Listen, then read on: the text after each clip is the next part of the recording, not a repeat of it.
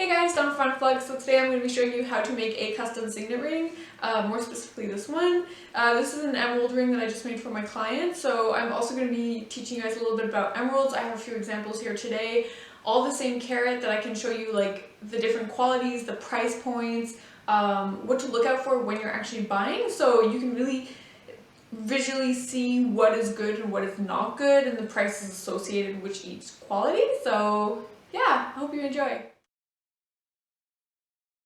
So when you're buying an emerald, obviously the prices can fluctuate quite drastically even though they are the same carat. I have three examples here from like a very high quality, medium, and low. So the first one is incredibly included. Another thing that you want to look at is the cut.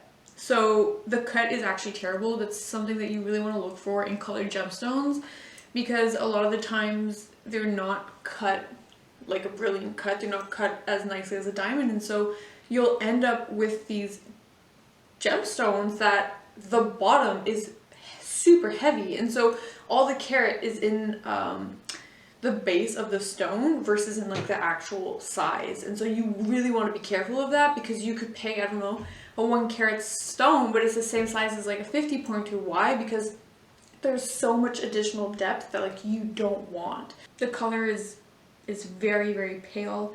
It's incredibly included. That's something to watch out for. So the second quality, the cut is a little bit better. There's still, for me, in my opinion, a bit too much of a belly under the stone, but it's definitely better. The color is a lot more opaque. It's a lot more green, but it still doesn't have that sparkle that you can see in the third one. So it's a good quality, but it's not like the best.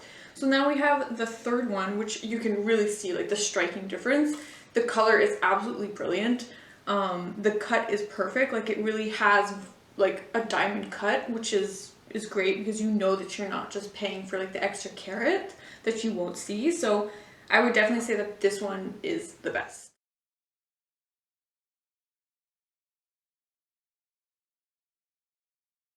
Okay, so this is the signet ring that we're working on for my client. He wanted something super simple.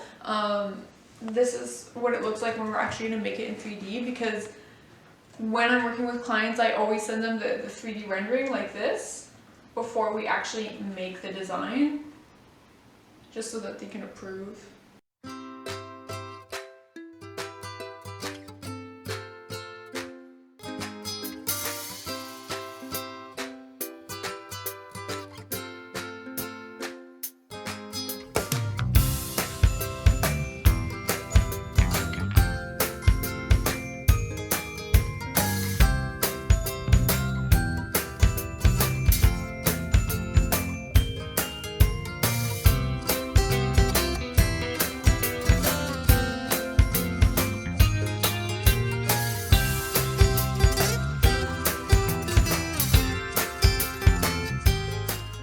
For men, when it's just like a plain signet ring, the most of the cost comes down to like really the weight in gold.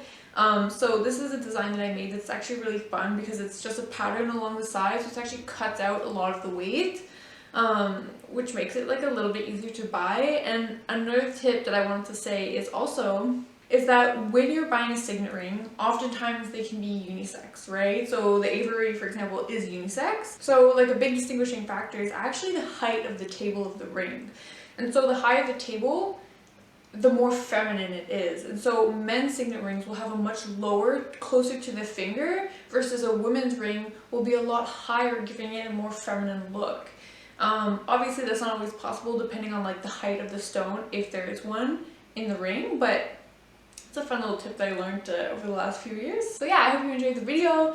If you have any questions or comments, obviously leave them down below. If you haven't already, hit the subscribe button, and I look forward to seeing you guys next time. Alright, bye!